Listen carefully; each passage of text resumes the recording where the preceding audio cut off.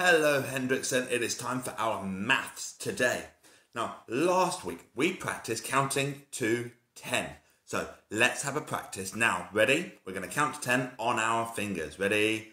1, 2, 3, 4, 5, 6, 7, 8, 9, 10.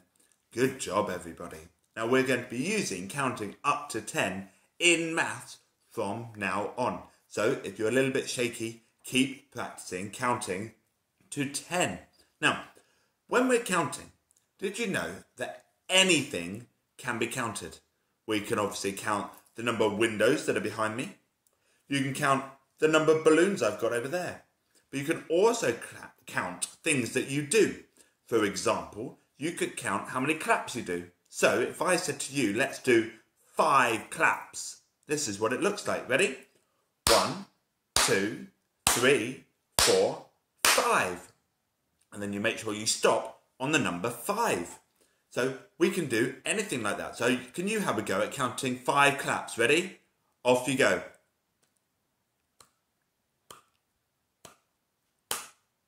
And make sure you stop at 5. Very well done.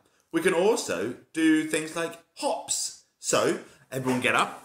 And let's say 7 hops. Are you ready? And 1, 2, 3, 4, 5, 6, 7. And stop.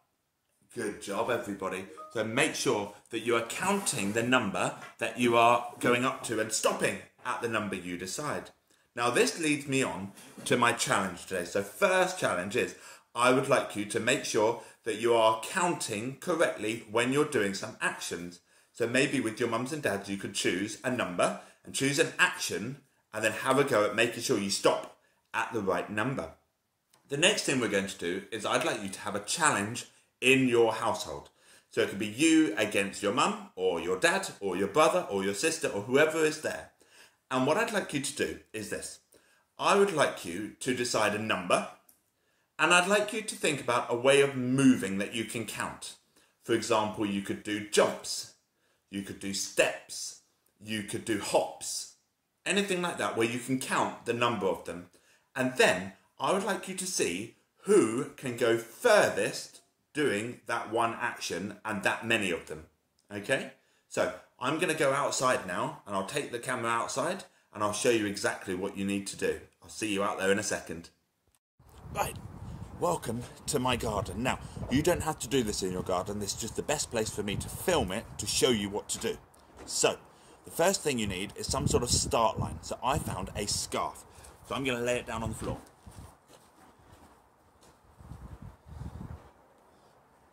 There you go. So there is my start line. We need to make sure we always start behind that line. Then we need to decide what action we're going to do. I think we are going to do 7 hops. Okay, so I'm going to see how far I can go doing 7 hops, okay? And then what you need to do, now it's hard for me to show because there's only me, but if there's 2 of you, when you do your 7 hops, you then need to stop and let the other person do their 7 hops and see who goes the furthest. So that's your next challenge. Challenge 1 was to can you make sure you count the right number of claps or hops when you give the number. 2 is, can you play this game and tell me who goes the furthest? Make sure you're counting your hops. Challenge 3 is, can you tell me why the person who wins wins? Why is it that they win all the time? Okay, let me demonstrate. So, I'm going to do 7 hops. Okay, here we go. I start behind the line, and I go 1, 2, 3, 4, 5, 6, 7. Stop. So, I counted to 7 and then I stopped. I would then have to wait there for the next person to have a go and to see if they can go further from the start line or if I went further. Make sure you put this up on tapestry so we can have a look.